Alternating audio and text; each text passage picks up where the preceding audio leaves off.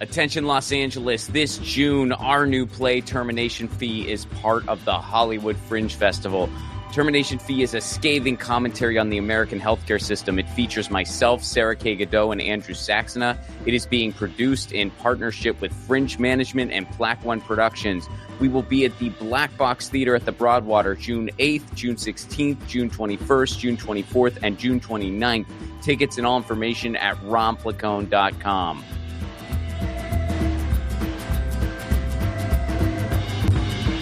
What's up, everybody? The wait is finally over and totally over. Left at Wall is available now, right now. You can get Left at Wall on Apple TV, Google Play, YouTube Movies. You can get it on demand. You can buy it on DVD. The wait is totally over. Just type in Left at Wall on your search bar on your smart TV, and you can find a bunch of ways to get it. You can watch it now. Again, that's Left at Wall, wherever you get your movies.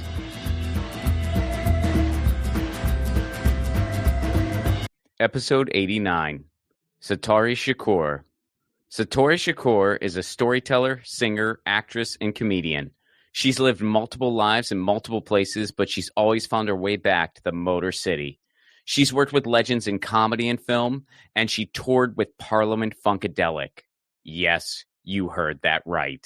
Please welcome to the show, Satori Shakoor.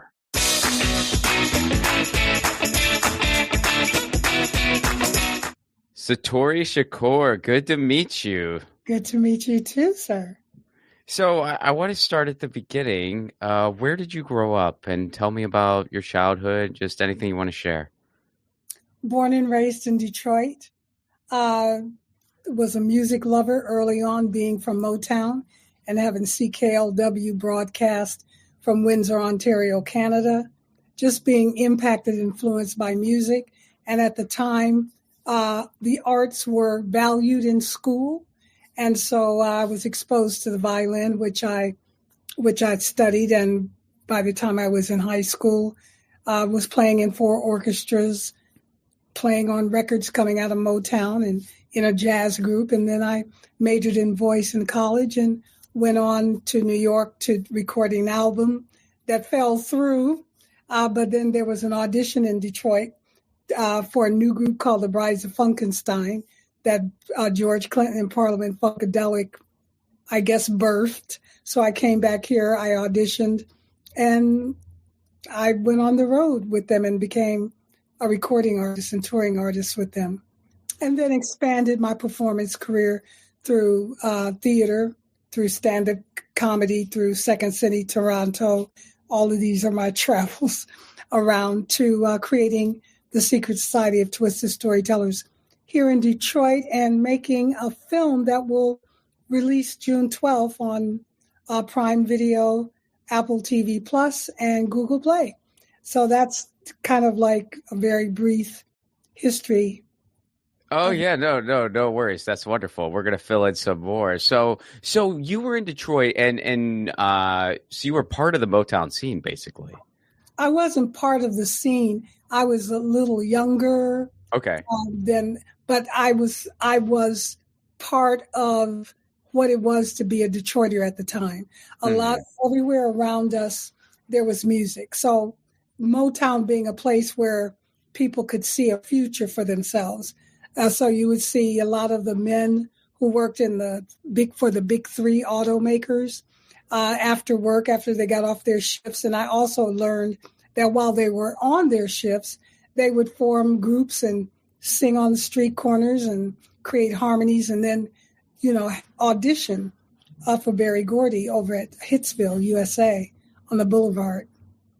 Yeah, so everybody was auditioning and trying to get a contract and be part of the singing groups and the artist groups at Motown to have a career that took them out of, a dead-end kind of career. It's such an amazing time and such an amazing place, and it was just this incredible creative mecca, especially in music. And it was, Motown was the big one, but it was everything. I mean, you could argue that punk was invented there. It was rock and roll. Was. Huh? Was not was. Yeah. Yeah, Very absolutely. fabulous. Hmm. Yeah, I mean, it's just so amazing all the stuff that was going on there. And then No, so this is the home of techno. Homotech, yes, like techno, like EDM, and I can't speak super well to all that stuff. I only know so much. Like I'm more of a punk guy as a listener. And so it's like you look at the Stooges and the MC5 and a band called Death that people didn't really rediscover until recently. I mean, it's just so mind blowing what was going on there, and it's almost like when there's a strong middle class and people have good jobs, they're able to be creative. I don't know, call me crazy, but yeah, just such an amazing, amazing time.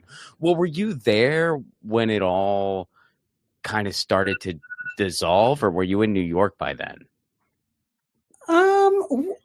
When you say dissolve, what are you speaking to? Well, just the way like the jobs left and the city changed and I was here. Gordy went to LA, that sort of thing. No, I was here when Gordy moved to Los Angeles. It was the riots, the the rebellion that happened in '67 that was a downturn because a lot of the businesses, churches, white flight they called it, moved out of Detroit, so the tax base was kind of left bereft, and so all the industry, and they took the car companies outside of Detroit, so employment went down as a result of that particular happening. And then when we go to the 80s, there were a lot of drugs dumped into the community, so people got hooked on crack, and Detroit took another beating. But it was also the place of political rebellion. This is where Martin Luther King and Malcolm X tried out their speeches, where we've been always a political town, a place of protest, place of arts. So it's a very vibrant place, and now the arts are very vibrant here in Detroit. I mean, Detroit is like an art gallery itself, you know? Yeah. Oh yeah, the last time I was in town, that was just so. And yeah, Detroit's always just been that way. Political activity, arts, you name it. I mean, I always love every time I'm there. Like I always just love being there. I mean, it's just a magic place, and not everybody realizes it. Like a lot of people just don't know what Detroit actually is, and just the beauty of the place. But well, how? I mean, just as someone who was there, how fast, because someone like me, it's like I just read about this stuff, but like how quick was it where all of a sudden there was music 6-7 nights a week, and then things just kind of changed. Like, was it a quick thing? Like, did it take years, or like what was that like, just being part of it? Some things were quick. And some things were incremental. Mm-hmm. Like a lot of the clubs shut down, like Watts Club, Mozambique, the 20 Grand, a lot of these places where you would get talent from all over the United States, the Phyllis Hymans, all of the recording artists would come here, and then those clubs shut down, and I don't know whether that was due to the economy, crashing out of the '67 rebellion. White flight, took their businesses and now came back in the 2000s. In 2010, there was a big marketing campaign. Come on back, white people. We're going to give you incentive to come back. We'll, Was that the actual slogan? They said, "Come back, white people."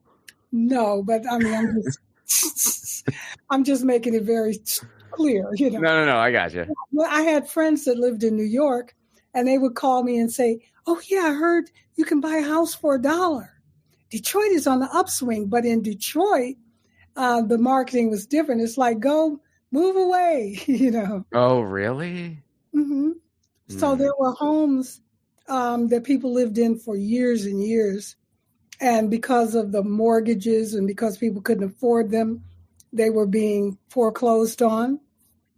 So all of the Midtown area, all of those big, beautiful homes that were built were being sold or for very low prices. And then, of course, you couldn't even afford to get a home there. So a lot of people were coming from New York, especially young couples were coming from New York. But then they were wondering, well, where can I send when I start to have a family, where can I send my kids to school? So then Detroit had to develop education outside in Detroit areas outside of Grosse Pointe, and Royal Oak, the suburban outskirts of Detroit. And then Detroit, because the schools, the funding was pulled from the school. We didn't have the tax base to support school. The arts were missing. I would go into some schools and you open up a door and it would just be a room full of computers stacked on top of each other, old computers that were no longer relevant or could be used. So kids weren't getting the education that, of course, I received, So getting back to you then, so you're playing this music. How did you then evolve into other, like other things like storytelling? Like kind of walk me through, the time with the group and all that stuff. I guess, I've always been a storyteller. However, storytelling was like breathing to me. So you didn't walk around saying, oh, I'm a breather. You just breathed. Yeah. I grew up in a family of old Black women from the Jim Crow South. That's the way they communicated. This is the way they gathered in their church circles and in the kitchens and wherever they were. And this is how they entertained themselves, I mean, there was TV and there was radio, but radio was a space for storytelling. People would gather around the radio and listen to all of these stories coming out of and if you go back on YouTube and listen to the way that they told stories, it was just wonderful, Oh yeah, some of those old radio plays and whatnot. That stuff is so cool. I'll tell you, this is a real quick side note. I was at have you ever heard of WonderCon? It's kind of like Comic-Con, but it's a little smaller and it's a little more like industry. Well, anyway, it's here in LA, and I went to it, and there was this booth. There's actually a group, and I wanted to invite them on the show or someone on the show, but for some reason, like their website didn't work, so I haven't been able to track them down since. But there's a group of people who are relatively young, like they seem like maybe 20s, 30s, whatever. And they are revamping that stuff, and they do it all online. Like they do some of like the old time radio plays, and then they do like new ones, and they write their own, and they just have this big archive, and they just do it online, and it's like paying homage to stuff that was before all of our times, but still got passed down somewhat, so yeah, that stuff was really, really cool. What I'm saying. Because I used to watch, my mother used to love old movies. And in some of the old movies, you would see the people performing radio. So they have that big microphone, and you'd have the people going back and forth with the scripts and the sound effects. So for a long time, I thought little people lived in the radio. I thought that's what was going on inside that little box, And I remember climbing up on a chair and then climbing up on the table and putting my ear to the radio to listen to the music coming out of it, But storytelling was huge then because TV was, we only had 3 channels. So radio and the storytelling, and there were, my uncle loved to listen to, I can't remember it now, but he solved one of the puzzles, one of the quizzes. And so, they bigged him up around that. But storytelling was really valued because you couldn't see anybody. So you had to use language to create images that people could just lock into. And that craft, that art, that science has been lost to talking heads. Mm-hmm. And I remember living in Los Angeles, expanding my career to stand-up comedian.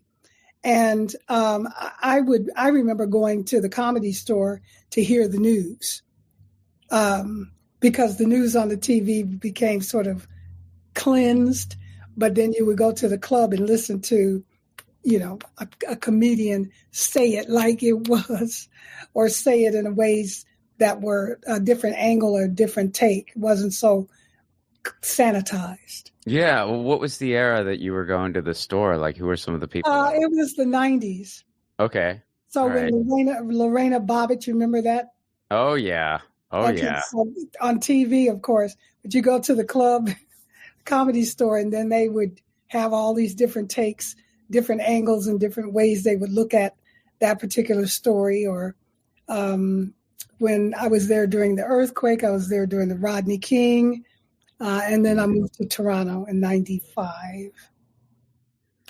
So was Toronto just for you mentioned, was it Second City that you did, or? Well, I was doing stand up, and I was doing the Groundlings in LA. Right. I was also I was doing stand up. I was at the Improv, a new face at the Improv. I had a semi-regular spot at the store, but I got a show. My agent sent me to Calgary to do this show called Mo Magic. And so I went there to do that show. And then that show went to Toronto. And when I got to Toronto, I was like, what is this feeling? Oh, what this strange feeling.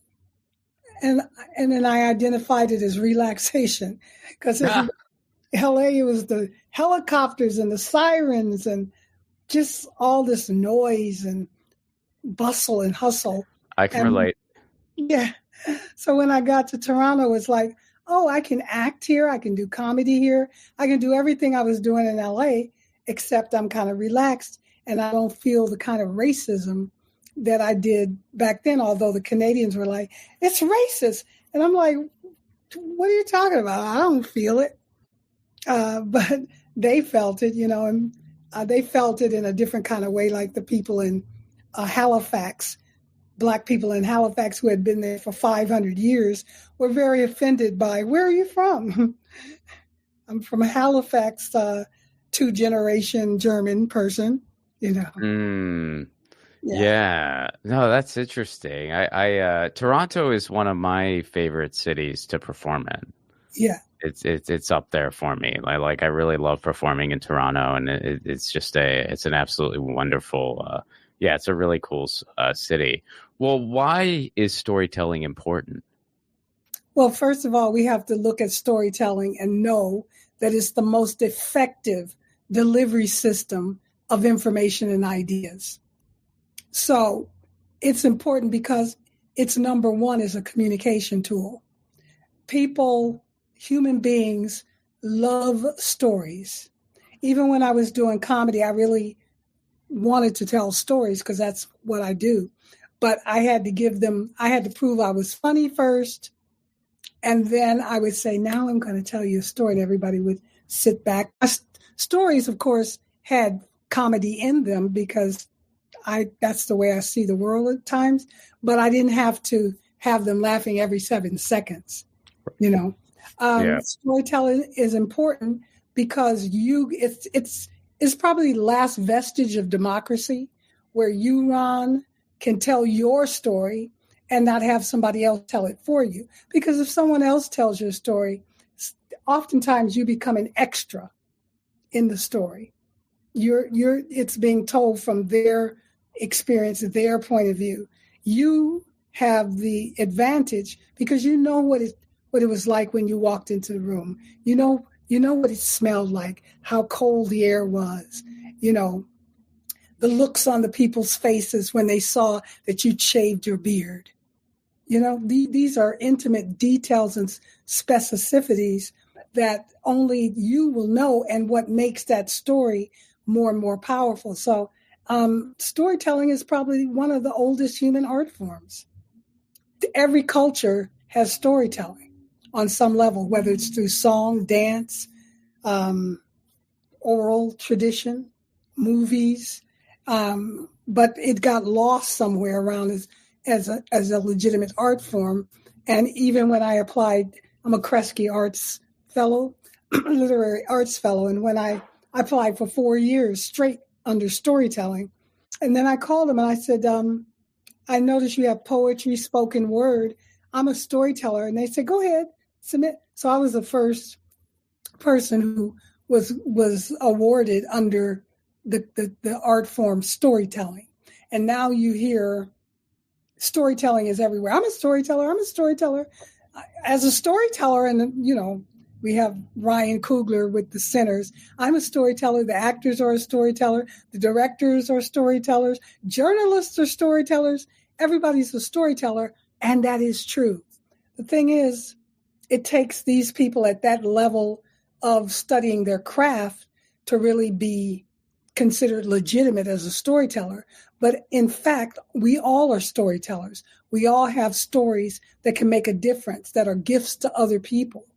The problem is everybody doesn't know how to tell a story. So how does one... Go ahead.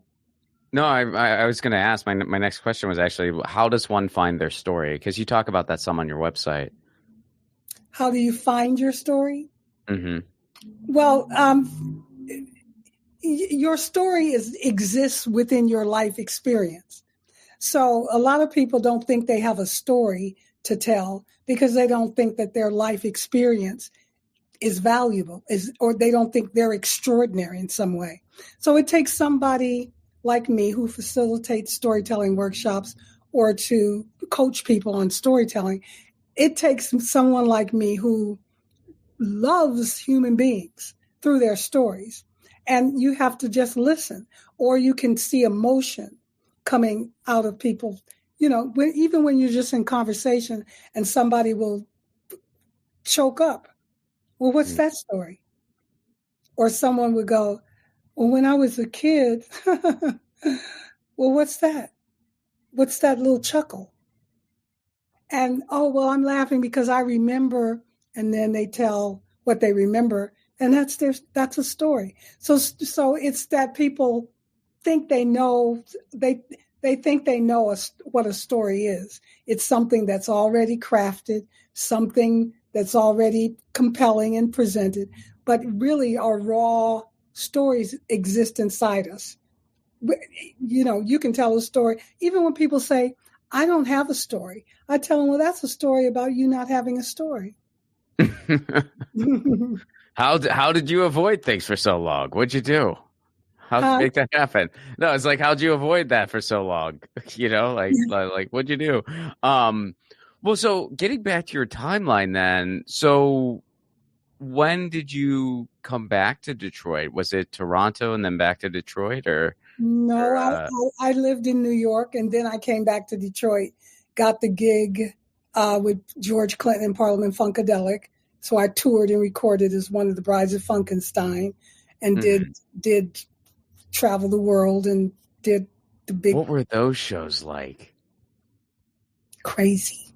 Yeah? I mean, it was spiritual on some level because the musicians were at the top of their game. I mean, there was no way you could be listening to that music and not go into some kind of trance because it was just so... I would look out into the audience. I mean, people would look at us on stage, but I would look in the audience and be entertained. I mean, I remember one night in the audience at one of the big stadiums, and there was this big woman, big, robust woman. There were about 3 men around her, and we were all rocking out. And they reached inside of her blouse, brought out her big breast, and it was like she didn't even notice. She was so entranced. Just somebody running from the back of the venue to the front, trying to get on stage so they could ride the spaceship where George rode the spaceship. And George would say, I really got scared when they thought that spaceship went somewhere. It was an elevator. So people really bought into the story of Parliament-Funkadelic, and and it was very theatrical. So I was attracted to that, and then drugs, sex, and rock and roll I left Detroit and moved to Hawaii just to chill out. So Hawaii was kind of like a mental hospital, a tropical mental hospital, where I kind of got my balance, went back to school at the University of Hawaii, started doing a lot of community theater, and then moved to Los Angeles to pursue acting. And when the agent said, well, you have to just do one thing.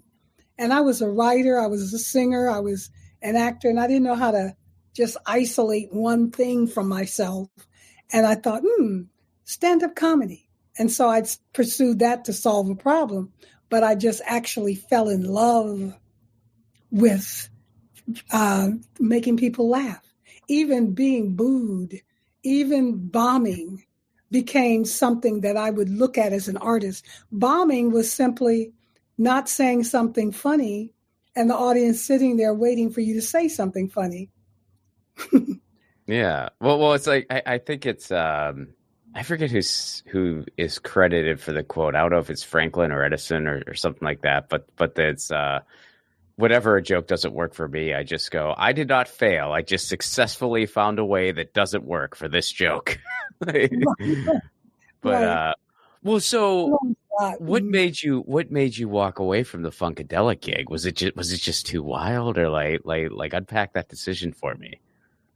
Well, I got married, I had a child, and I would do all of the stuff in the studio. And then P-Funk began to decline because of drugs. I mean, it never stopped.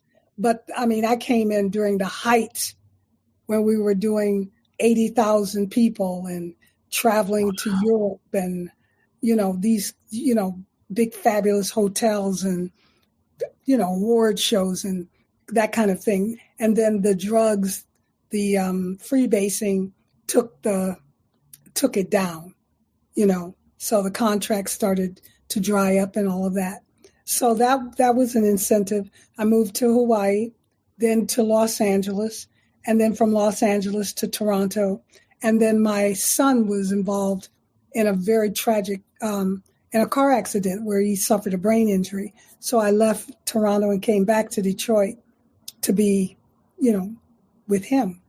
And so I've now been here for a long time, since 2001. How's he doing now? Is he okay? He passed away. He died. Oh, condolences. Yeah, he died in 2006. My mother died in 2005, and I was a dead woman walking. And when I began to come back to life, I noticed that storytelling was helping me to heal. And Detroit was suffering under emergency management, water shutoffs, gentrification, all Flint water crisis, and it was beginning to come back to life. So I wondered, would storytelling if it was healing me, could it heal the city of Detroit? So I created the Secret Society of Twisted Storytellers so people could come up and tell their stories. That was 13 years ago, and we're still going strong. So tell me some about that organization. Like how would you describe that to somebody? It's a lie. It's a 10 monthly it's a 10 monthly storytelling platform. I don't know whether you ever heard of the Moth. Of course, yeah. Okay, so I toured the country with the Moth, main stage storyteller and host. So I curate 4 storytellers that tell a true and personal story on a pre-selected theme. We have dance performance, musical performance, and a digital art show. We have a live audience, and I coach the storytellers, give them the craft, and each month they come on stage and tell their stories, which has made a difference in Detroit. We have a YouTube channel, and you can go there and watch a whole lot of stories. And that's how that came about. It was just, I had no money at the time because Wall Street had crashed, but it was a delicious idea. So I sold tickets in advance. And the first show sold out 45 seats, and it kept growing after that. We've had George Clinton on the show, Dick Gregory on the show, Dr. George Faison, who choreographed The Wiz, Michael Collier, state representatives, ministers, people from all walks of life have come to the stage to share their stories and give us the benefit of their wisdom and experience. That's incredible. That's incredible. There's only 2 times in my life that I can at least think of where I was just genuinely tongue-tied, just being in the presence of somebody, and Dick Gregory was one of them. When I met Dick Gregory, I just kept mumbling "It's an honor" over and over again. It was like kind of embarrassing. Like I met him and I had one of his records on vinyl, and I just go, oh, it's just he actually sort of like had to have our conversation with himself, which he did. He was very gracious and patient. He goes, are you a comedian, Ron? And I go, yeah. And then he goes, would you like me to sign that, Ron? And I go, yes. And he goes, would you like to take a picture, Ron? And I'm like, yes, I would. And then so yeah. But I just, I was just kind of didn't know what to say. I mean, just being in that kind of presence, and I'm glad I got to see him before he passed. But yeah, it was pretty amazing. Well, so what is the key to reinvention? The key to reinvention, I don't really know what the key to it is. I just know that there are certain situations, circumstances that may force you to reinvent yourself. Death of a loved one, financial collapse, just a desire to change. If you've been addicted, like I was addicted to nicotine. I smoked for years and I quit smoking in 2000. So I had to reinvent the circle of friends that I was around. I had to reinvent the environments that I would go to. So there are certain things that impact you in your life, and that takes you into a whole different direction. And that direction start to create a new you, or reinvent yourself in a new direction. So I think that something in your life has to hit you, impact you, and then you see another world, another possibility for yourself. So I think the key to reinvention is just to live and have a desire to grow and have a desire to change or to transform. And then out of that, the possibilities, the pathways will present themselves. How many times would you say, and you can look at this, just life in general, creatively, just all the above, how many times would you say you've reinvented yourself? Multiple. In fact, when people talk about reincarnation, I say, well, I've been reincarnated in this one lifetime. I don't think I need to get reincarnated after death. But yeah, I would say, I would always think this is it. Acting, this is it. This is what and then I would think, stand-up comedy, this is it. This is my path. Second City, this is it. Storytelling, this is it. Do you still do stand-up at all? Well, I host the shows, so it's kind of just natural for me to make people laugh. Plus, and I made a film. I made a film called Confessions of a Menopausal Femme Fatale that's releasing June 12th on Prime Video, Apple TV Plus, and Google Play. So that's a very funny piece, but it's also very dramatic and has a lot of it's a roller coaster. So you can never stop. Well, you can stop taking the stage as a stand-up, but you never stop being funny if you're funny. Mm-hmm. I didn't know I was funny. I just knew that I would be irritated sometimes, that people would laugh when I'm telling them something that's what are you laughing at? I'm bleeding my heart out to you. And then my first ex-husband told me I should be a comedian. And I didn't think nothing of what he was saying, but I became a stand-up. I love the power of it, the unknown of it.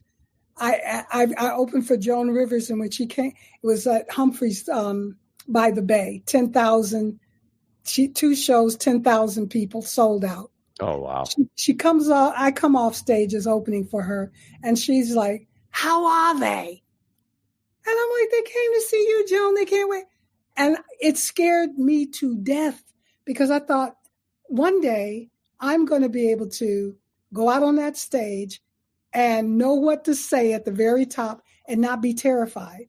And she was demonstrating, she's one of the funniest women in the world at the time. And she's like, and so that created some kind of anxiety. I said, you know what?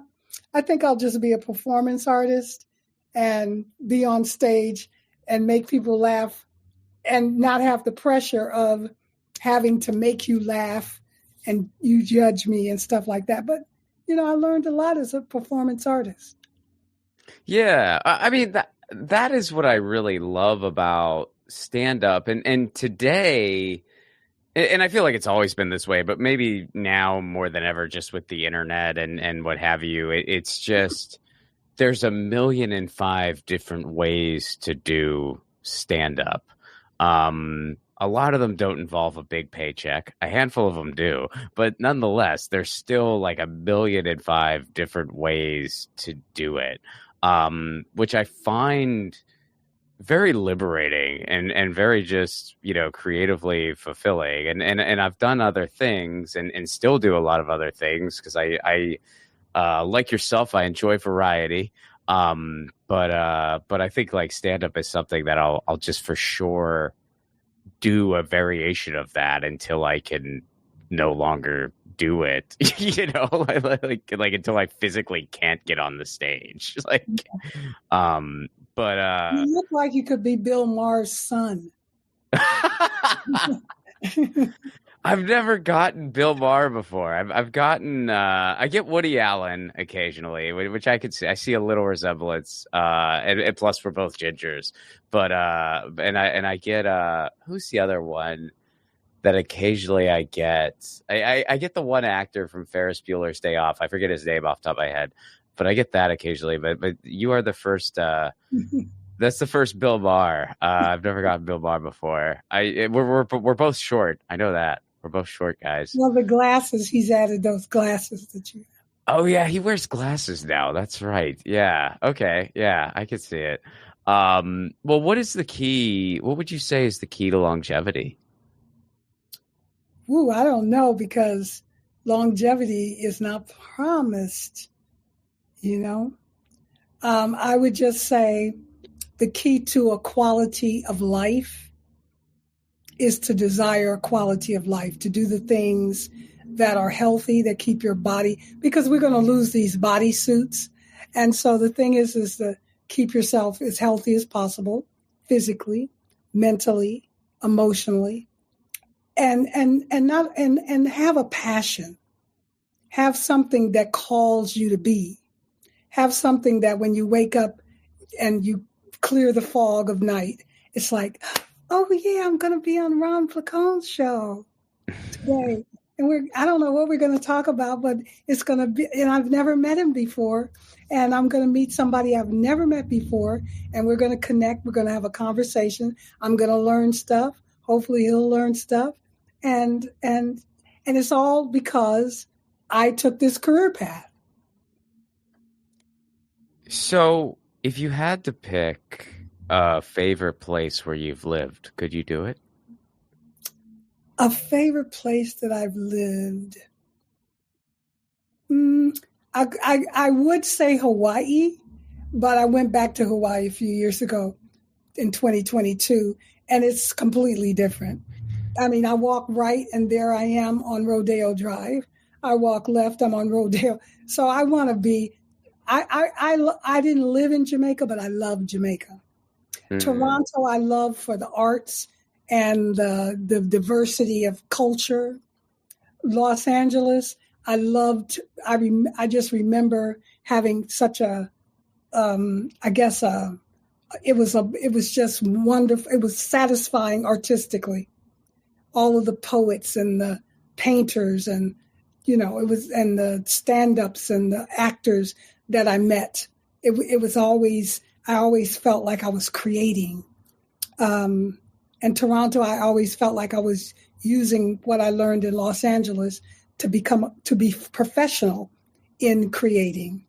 So I would, I there, and I lived in New York, and no, I don't think I could live in New York, but the where I would love, one of my favorite places is Negril, Jamaica, on the cliffs, where I go, try to get there once a year. I take 3 swimsuits, 3 sundresses, you know, my credit card, and go to the spa and do nothing. Nice. Well, let's talk a bit about your film career then, because you've done a lot of film stuff as well. When did that find its way into everything? Toronto. So that was Toronto. Yeah, Toronto had huge incentives for film companies to come there. A lot of series, U.S. series were shot there. Movies were filmed there because of the rate of exchange of the American dollar. Not only that, Toronto had some of the best trained technical people, you know, the camera operator, all of the people who make film possible. So boom operator, they were as well trained as the folks in Hollywood, and the film incentives were amazing. And so there were, like, I don't know, Toronto catered to the arts. So there were lots and lots of agents, lots and lots of filmmaking, lots and lots of series. So, you know, so I booked some things there. And when I came back to Detroit, initially, Detroit had film incentives too. And then the governor, one of our governors, shut that down. But I was able to do Batman versus Superman and some things. I was able to do some things here, but a lot of the stuff that I did was in Toronto. So where can people go to learn more about you? SatoriShakoor.com. And then from there, you can go to twistedtellers.org and learn about the Secret Society of Twisted Storytellers. But I have a link tree on my website, and you can go and find my habitats on social media. And tell me a little bit more about the film that's coming out in June. We'll make sure this episode drops before then.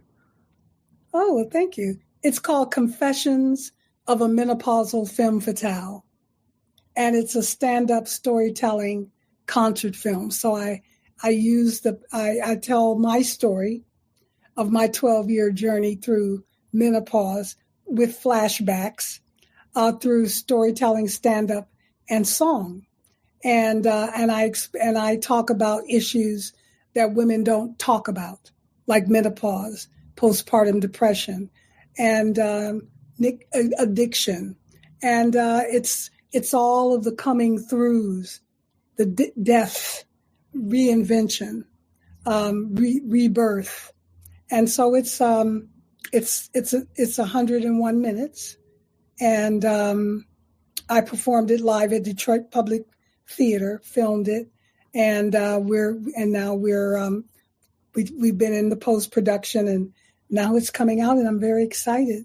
And I made the film because when I was entering into perimenopause, there were no women that understood what it was. I would ask, what's happening to me? Because I didn't know what was going on with me. I was having hot flashes, mood swings, night sweats, heart palpitations. It was like I was exploding.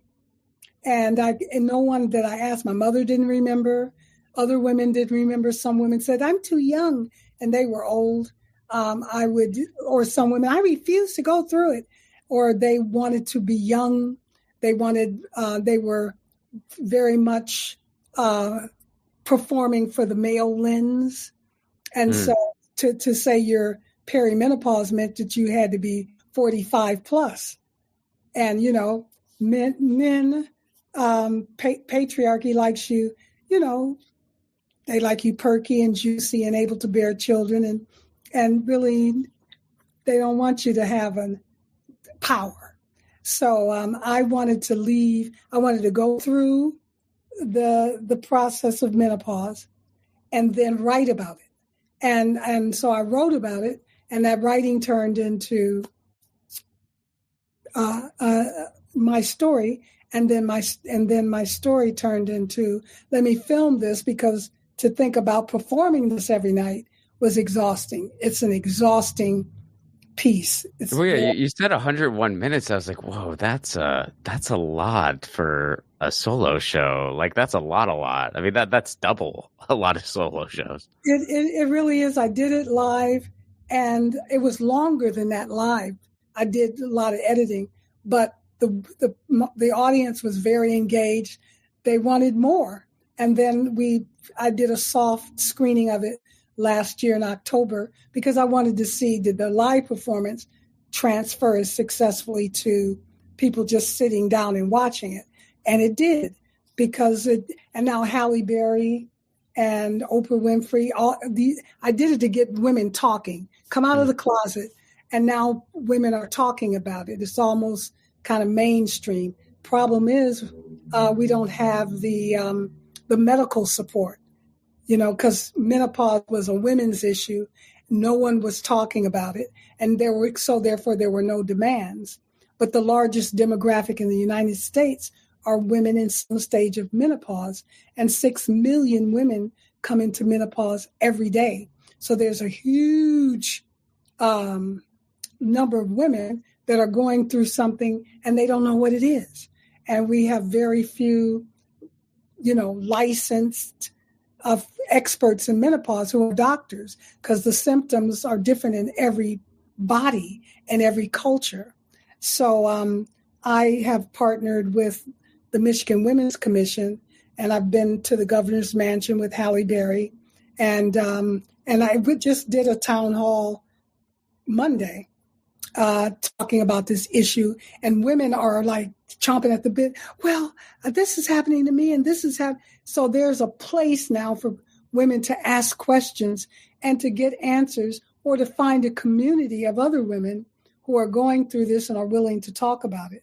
Because look who's menopausal. Your women governors, Kamala Harris, who runs for president, senators, state representatives, your grandma, CEOs. So there's a demand to know about what's going on with me. So the sad thing is it's going to take maybe a couple of generations to develop and grow and create the doctors that can address the problems. Because now I notice that the pharmaceutical industry, if you can name a thing, you can prescribe a drug for it. So you know how pregnancy tests are? Mm-hmm. You pee on it and then it shows you. Well, now they've got these little sticks. You pee on it and they can tell you what stage of menopause you're in. Oh, and wow. Prescribe the drug. And a lot of women, like Halle Berry tells her story of being misdiagnosed. She was diagnosed with herpes, which caused a little wedge in her beautiful relationship with her man. Until 3 days later, they both got the test back. Neither of them had herpes. And it just turns out it's a symptom of menopause. That is quite a misdiagnosis. I mean, okay, interesting. I actually didn't know that about Halle Berry. Yeah. Yeah. So shout out the website one more time, because I know we talked a little bit. SatoriShakoor.com. All right. Satori, thanks so much for doing this. Thank you. Thank you for having me. Appreciate it. That was Satori Shakoor. Check out all of her stuff. Look out for her special. What an amazing story. That was, I could have, the thing with that interview is there are so many things about her where I could have just spent the entire time geeking out about that, but I didn't want to do. I wanted to cover as much as possible. I even told her that off mic. I'm like, what are the topics involving you? I could have just spent the entire episode on because I'm just so intrigued by it. Anyway, music for the 1000 podcast is provided by Andrew Saxono. Be sure to check out his podcast, the Baywatching Podcast, wherever you get your podcast. Leave us a 5-star review, would you? This is still a very new show. Every 5-star review helps. Tell your friends, spread the word, because we are almost a tenth of the way to our goal. And if you want to support this show on the sustainability end, you can do so over patreon.com/Ron Falcone. For Give What You Can level, you get all kinds of exclusive content, full stand-up clips not available anywhere else, exclusive info on new films and projects, and we do a Zoom meetup once a month. It's a really cool hang. I do some jokes. We talk. We gather. It's a really, really cool community of like-minded people, all for a give what you can level. Patreon.com/RonPlacone. All right, we are 89. You know, I got to say it. 1989, Disintegration has been released. The Cure put out Disintegration. Not my favorite Cure album, actually. I like the Kiss Me album better. I know that that is a topic of debate. And, of course, a little band near Seattle, Washington, released the Bleach album. I'm talking about Nirvana. And I would really love to get Dave, Chris, and Pat Smear on this show. They're all on the list. They are all on the list. Even Chad Channing. I'd like to talk to Chad Channing. Basically anybody involved with Nirvana that I could talk to, I would like to talk to. All right, we're gonna touch another decade next week. See you then. Peace.